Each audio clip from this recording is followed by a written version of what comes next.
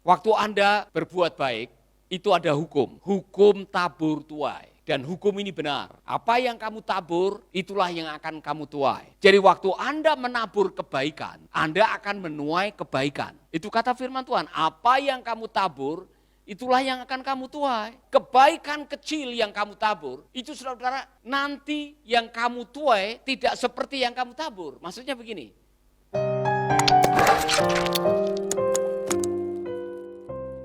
Ya, baik Bapak Ibu, saya mau mengajarkan sesuatu yang saya pikir ini luar biasa. Saya terinspirasi oleh rektornya Baptist University, Dallas Baptist University. Simple khotbahnya, tetapi dia menyampaikan sesuatu yang banyak orang tidak pernah terpikir, bahwa kemurahan hati itu punya dampak yang luar biasa bagi hidup kita.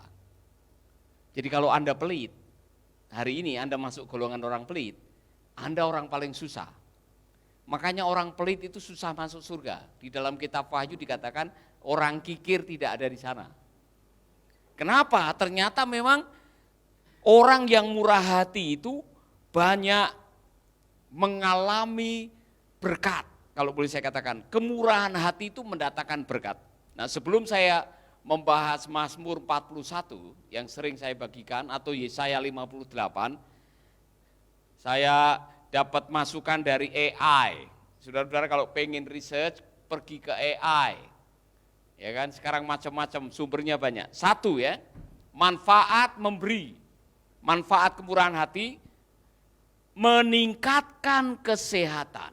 Percaya enggak percaya, orang yang suka berbagi hidupnya lebih sehat daripada orang yang pelit. Mau tahu? Kata AI, cuma bilang AI. AI, ya AI. Dia bilang begini, kedermawanan dapat meningkatkan kesehatan fisik dan mental, termasuk meningkatkan suasana hati, harga diri, dan sistem kekebalan tubuh. Hebat kan saudara-saudara? Kedermawanan juga dapat mengurangi kecemasan, stres, depresi, tekanan darah, dan resiko penyakit jantung dan demensia. Jadi kalau saudara mau lebih sehat, keluar dari rumah, bagikan tuh singkong rebus yang ada di rumah daripada taruh di kulkas 1 minggu, ya kan? Itu Indomie yang sudah mau kedaluarsa, daripada tidak bisa dimakan, keluar dari rumah bagikan kepada orang yang membutuhkan. Itu baju banyak di almari itu, ya kan? Ada yang sejak beli sampai sekarang tidak dipakai. Bagikan kepada orang yang membutuhkan, karena generosity meningkatkan kesehatan mental, kesehatan badan, kesehatan emosi kita. Yang kedua, nanti saya akan konekkan dengan apa yang dikatakan oleh Alkitab, benar atau tidak. Ya kan? Yang kedua, orang yang murah hati adalah orang yang hubungannya kuat, hubungannya lebih kuat, relationship-nya lebih baik. Dikatakan di sini, kedermawanan dapat memperkuat hubungan dan komunitas. Kedermawanan juga dapat membantu membangun kepercayaan dan kerjasama. Makanya kalau saya kasih trik ini untuk saudara, tolong praktekkan. Mau membangun hubungan? Kalau ketemu orang baru, lakukan sesuatu kebaikan buat orang itu. Traktir makan, walaupun dia pengusaha kaya. Bayar itu kopinya. Jangan selalu mengharapkan nanti dia yang akan bayari. Saudara, trik ini bukan trik sebetulnya, ini tip baik buat Anda sekalian. Kalau ketemu orang, lakukan sesuatu hal-hal yang sementara. Seperti tidak dianggap, tapi kursinya dibetulkan. Pintu mobil dibuka sebelum dia naik mobil. Hal-hal yang sederhana.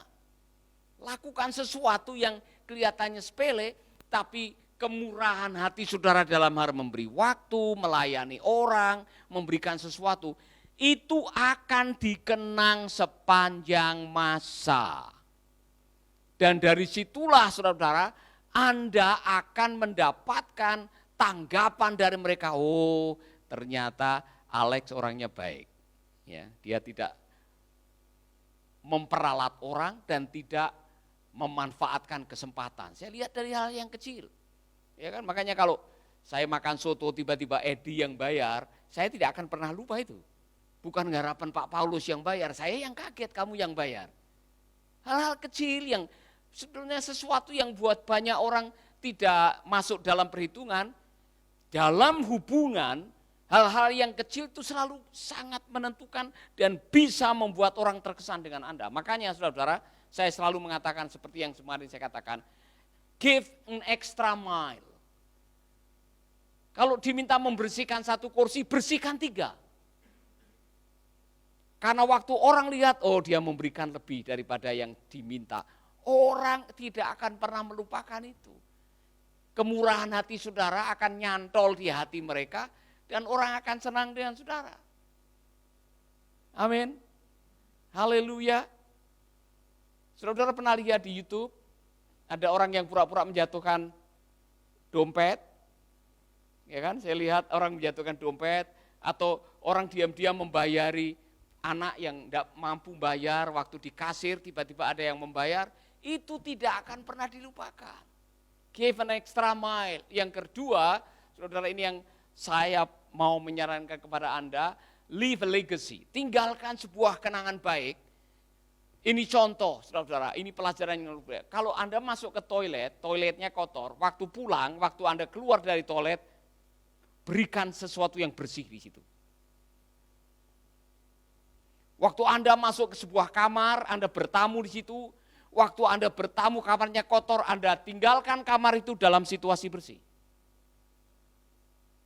Kebiasaan ini kelihatannya sepele, tapi dalam dunia hubungan itu akan memperkuat, mempererat hubungan. Makanya kalau saya ketemu dengan teman, ketemu dengan partner, selalu membawa sesuatu yang kecil, kelihatannya sepele, hanya kopi Bali. Tapi bagi mereka, walaupun itu kopi Bali harganya hanya 73.000, besok dia bisa berdonasi 75 juta. Iya kan? Amin. Leave a legacy, something, saudara, meskipun hanya sekedar doa. Boleh saya berdoa buat Anda? Setelah Anda bertemu dengan orang, boleh saya mendoakan Anda? Doa Anda akan dikenang sepanjang masa. Karena apa? Kemurahan hati meningkatkan hubungan. Sebaliknya, orang yang suka morotin orang, ya, kalau datang ke rumah orang bilang, aduh bagus sekali ya Bu, ya hiasannya ini, ya kan? Wah ini kelihatannya paling bagus yang pernah saya lihat. Hanya Ibu yang punya ya, Ibu beli di mana Bu? Ya kan? Saya ini sudah lama sekali berdoa pengen seperti ini punya kayak begini nih Bu. Saudara tahu maksudnya? Pernah ketemu dengan orang itu? Kalau ketemu, saya lihat kalungmu bagus Wita. Ya kan? Saya ini sudah bermimpi punya kalung kayak punya kamu tuh. Sudah lama sekali Wita.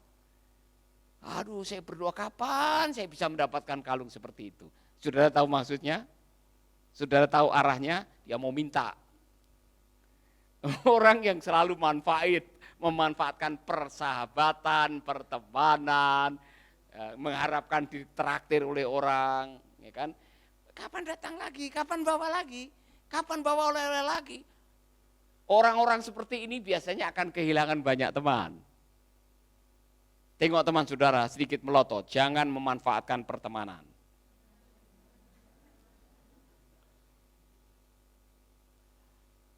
Saudara-saudara, saya kasih saran ya, kalau saudara diundang makan, pesta di rumah orang, ya kan?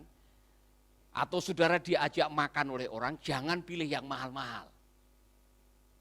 Pakai aji mumpung. Orang itu menilai, saudara kayak apa gitu. Saudara diundang pesta bawa tas kresek. Ya kan, kemudian waduh saudara-saudara, orang itu akan melihat saudara-saudara bagaimana saudara memanage persahabatan. Waktunya makan saudara ngantri, ya kan, taruh dulu itu lauk di piring dulu, taruh ambil kemudian tutup dengan nasi, taruh lagi lauknya di atas. Hubunganmu lebih penting daripada makananmu. Gara-gara kau rakus, memanfaatkan pertemuan, akhirnya hubunganmu bisa putus. Tapi kalau hubunganmu dirawat dengan baik, berkatmu akan terus mengalir. Karena hampir semua berkat Tuhan itu datang lewat teman, lewat orang, lewat partner, lewat sahabat. Maka pinter-pinterlah membangun persahabatan. Katakan amin. Berikutnya. Yang ketiga, percaya enggak percaya yang namanya kemurahan hati itu meningkatkan produktivitas. Saya enggak percaya ini saudara, tapi saya membaca kedermawanan dapat meningkatkan produktivitas di tempat kerja. Kenapa? Karena Anda bahagia. Waktu Anda memberi, waktu Anda menolong orang, waktu Anda bermurah hati, yang lebih bahagia itu Anda. Makanya firman Tuhan itu benar. Lebih berbahagia memberi daripada menerima. It is more blessed to give than to receive. Yang menerima bahagia, tetapi yang memberi lebih bahagia. Amin. Pernah lihat ada pengemis datang dengan wajah senyum, bahagia, nyanyi dengan saudara, haleluya Pak, minta duitnya. Pernah? Pengemis akan membuat wajahnya sedih untuk membuat saudara jatuh hati, berbelas kasihan. Ya, waktu menerima dia senyum, tapi yang lebih senyum lagi bahagianya lebih tahan lama itu yang memberi, bukan yang menerima. Amin. Tengok teman saudara bilang, jangan skakar. Saudara tahu skakar? Itu bahasanya orang Maluku, skakar. Apa namanya orang di Rote bilang jangan pelit, bagaimana Rilen? Kebaikan itu menginspirasi orang. Kedermawanan dapat menginspirasi orang lain untuk bersikap baik juga. And the gift goes on. Ketika saudara menerima sesuatu dari orang, Anda belajar untuk juga berbuat baik kepada orang lain. Itulah sebabnya dampak kebaikan itu bisa jangka panjang atau bisa bergulir seperti snowball. Snow itu bola salju, ya kan? Snowball itu bola salju. Kalau saudara menggelindingkan satu kepal bola salju dari atas pada waktu musim salju, dari atas bukit sampai di bawah itu jadi besar. Karena waktu menggelinding itu membawa salju-salju yang lain lebih besar, lebih besar. Kebaikan saudara akan dijadikan inspirasi kebaikan untuk orang yang menerima kebaikan. Itulah sebabnya saudara-saudara, kebaikan itu dampaknya luar biasa. Mari kita akan melihat, kebaikan itu memiliki tujuan. Yang berikutnya, ya. Kedermawanan dapat menciptakan rasa memiliki tujuan, kesenangan, kepuasan dalam hubungan.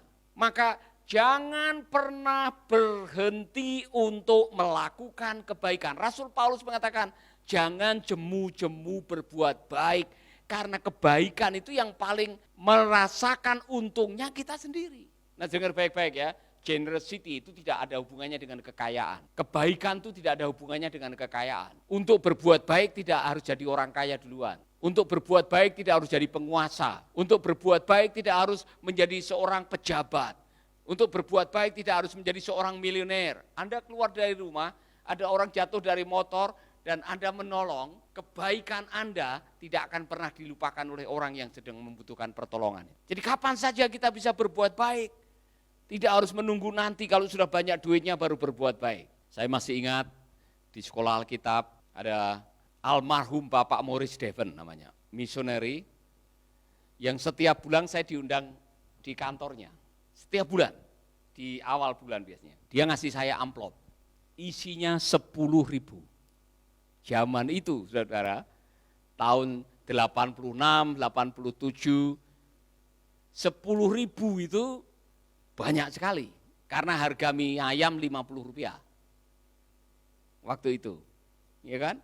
Jadi saudara, waktu saya menerima itu, saudara, saya ingat sampai sekarang. Saya masih bisa membayangkan, saya duduk, tiba-tiba dia tanya, Paulus bagaimana kamu, bagaimana kabarnya, kemudian dia keluarkan, ini berkat buat kamu, senangnya bukan main. Ya kan? Haleluya, saya masih ingat ini, saya juga belajar dari dia. Bagaimana berbuat baik, bahwa kebaikan itu bisa berdampak panjang dalam kehidupan kita. Nah, saya mau tanya, punya enggak pengalaman yang Anda tidak pernah lupa sampai hari ini? Pengalaman kebaikan yang Anda terima dari orang. Banyak, satu aja. Coba pilih satu saja. Pengalaman baik yang Anda tidak pernah lupakan sampai hari ini.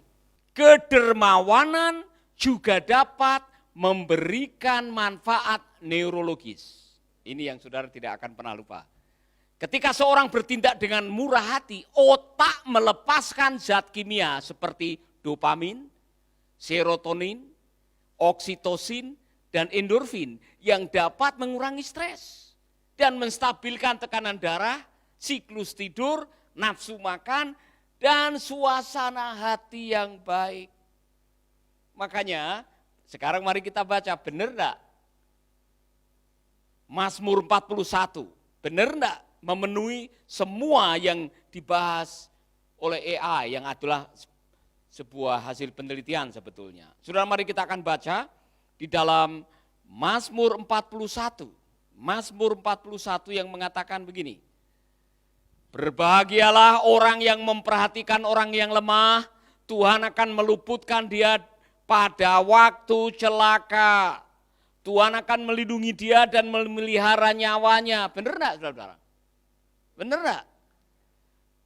Sehingga ia disebut bahagia di bumi. Apa kata firman Tuhan tadi? Apa kata penelitian tadi? Pada waktu Anda berbuat baik, otak kanan saudara mengeluarkan oksitoksin, endorfin, dopamin. Adalah hormon anti stres. Jadi kalau Anda ingin bahagia, panjang umur, sering-seringlah berbuat baik. Mari kita kembali kepada apa yang dikatakan di dalam Mazmur pasal 41. Engkau takkan membiarkan dia dipermainkan musuhnya. Ini yang luar biasa. Tuhan membantu dia di ranjangnya waktu sakit. Di tempat tidurnya kau pulihkannya sama sekali dari sakitnya.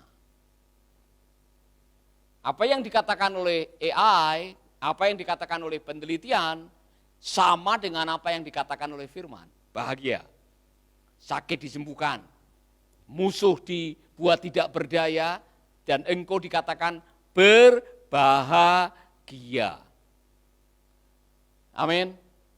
Haleluya. Nah, sekarang mari kita akan lihat, waktu Anda berbuat baik, itu ada hukum.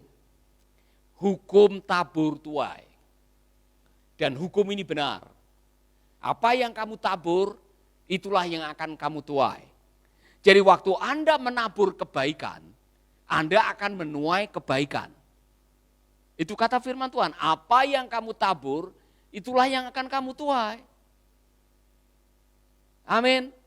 Coba, kebaikan kecil yang kamu tabur, itu saudara-saudara, nanti yang kamu tuai tidak seperti yang kamu tabur. Maksudnya begini, Anda menanam satu jagung, yang Anda tuai bukan satu jagung.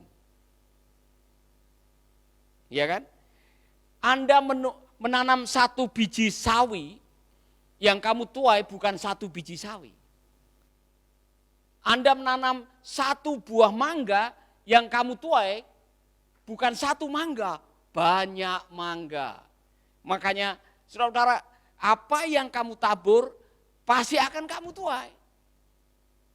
Kalau Anda menabur kejelekan, Anda menabur gosip, Anda menuai gosip.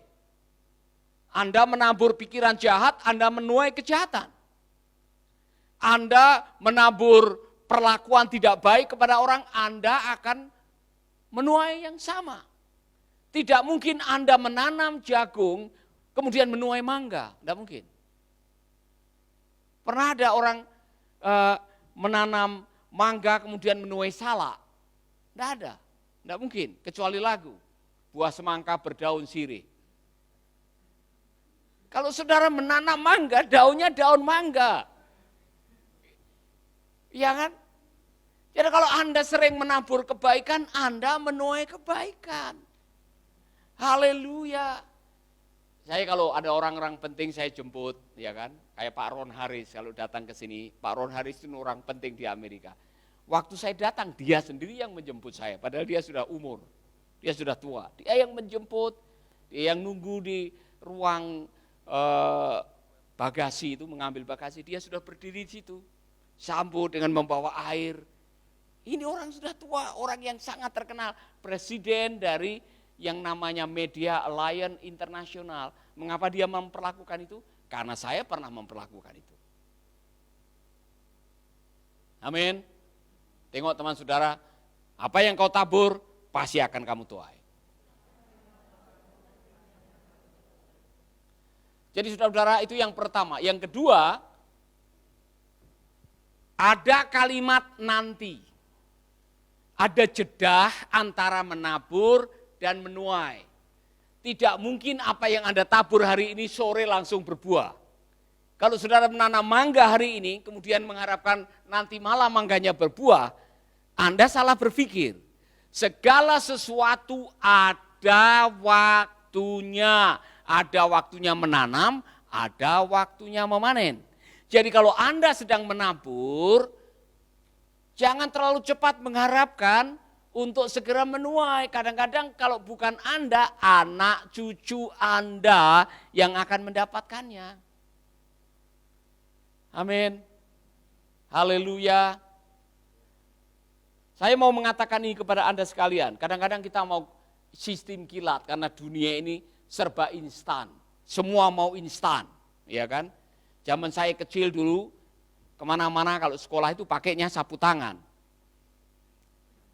Saudara, generasi Anda, enggak ada yang punya sapu tangan. Siapa yang bawa sapu tangan sekarang? Semua pakai tisu. Karena sekali pakai langsung buang. Itu zaman instan. Zaman saya, saudara-saudara, itu sapu tangan semprot pakai minyak wangi. Ya kan, kalau lagi pilek, kantongi lagi. Sekarang langsung dibuang. Ya kan?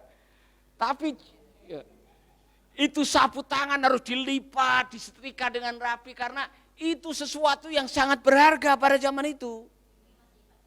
Timi masih pakai sapu tangan? Masih bawa sapu tangan kemana-mana? Enggak. Ya. Pak Roni? Enggak. Ya kan? Ya? Dulu Pak, kita semua sapu tangan. Sekarang semua serba instan. Mie instan. Saudara mau 3 menit langsung matang. Iya kan? Dulu harus tunggu dulu, ya kan? Ya kan? Harus rebus air dulu, mie-nya direbus dulu, diangkat, ya kan? Baru bikin bumbu, sayurannya dipotong-potong, dimasukkan. Mungkin setengah jam, sekarang 3 menit. Nah, budaya instan ini kadang-kadang membuat orang jemu atau jenuh. Saya sudah berbuat baik kok saya tidak mengalami kebaikan ya. Tunggu waktunya. Nanti ada waktu di mana Tuhan akan melakukan kebaikan buat Anda. Amin. Sekarang baca Yesaya 58 ayat 7. Yesaya 58 ayat 7. Mari kita akan lihat. Bisa ditayangkan Yesaya 58 ayat yang ke-7.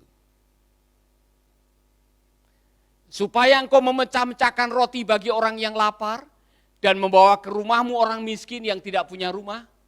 Dan apabila engkau melihat orang telanjang, supaya engkau memberi pakaian dan tidak menyembunyikan diri terhadap saudara sendiri. Ini janji Tuhan. Setelah itu apa yang terjadi? Ayat berikutnya. Ayat berikutnya. Ini paralel dengan Mazmur pasal 41. Saya mau kita membaca sama-sama. 1, 2, 3.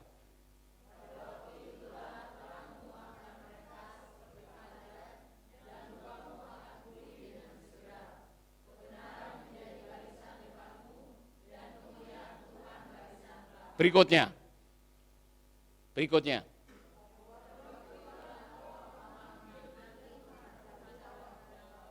Engkau akan berteriak minta tolong dan ia akan berkata, ini aku. Apabila engkau tidak mengenakan kuk kepada sesamamu dan tidak lagi menunjuk-nunjuk orang dengan jari dan memfitnah. Dengar baik-baik, apabila engkau melakukan kebaikan tadi, beri makan, kasih baju, kasih tumpangan, satu yang langsung kelihatan, maka terangmu akan merekah seperti fajar. Happy. Sama dengan apa yang dikatakan oleh Mazmur pasal 41 tadi. Saudara-saudara, engkau akan dibuat bahagia. Kemudian apa? Luka-lukamu akan segera sembuh. Di dalam Mazmur dibilang Tuhan akan menjadi perawat pribadimu. Tuhan akan menyembuhkan engkau. Caranya bagaimana? Otak kanan keluar hormon anti stres, hormon kebahagiaan, hormon yang mendatangkan kesembuhan. Apalagi? Waduh saudara, nanti akan kalau saudara membaca sampai akhir, terus dilanjutkan ayat berikutnya. Apabila engkau menyerahkan kepada orang lapar apa yang kau inginkan sendiri dan memuaskan hati orang yang tertindas, maka terangmu akan terbit dalam gelap dan kegelapanmu akan seperti rembang tengah hari. Lanjut. Tuhan akan menuntun engkau senantiasa dan akan memuaskan hatimu di tanah yang kering. Dan akan membaharui kekuatanmu. Ingat baik-baik, lebih kuat, lebih sehat. Ya kan? Apalagi engkau akan seperti taman yang diairi dengan baik dan seperti mata air yang tidak pernah mengecewakan, segar terus. Bahagia, di mana-mana bahagia. Orang baik itu bahagia. Berikutnya, saya suka yang bagian akhir nih.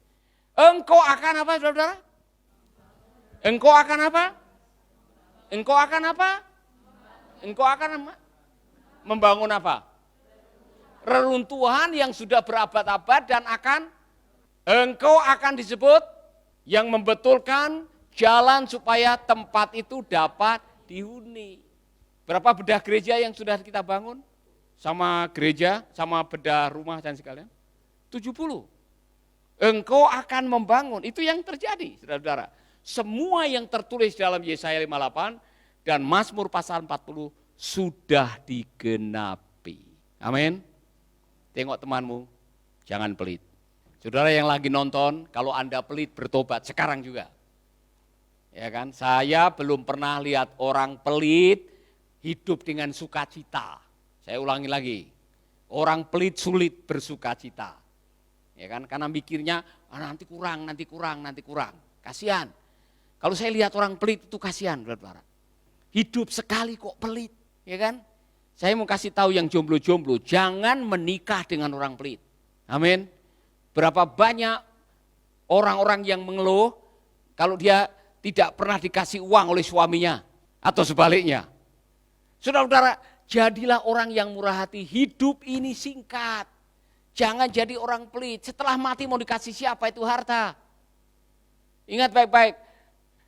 Harta yang akan menemani Anda masuk surga bukan harta yang Anda kumpulkan. Harta yang akan menemani masuk surga, harta yang Anda bagikan.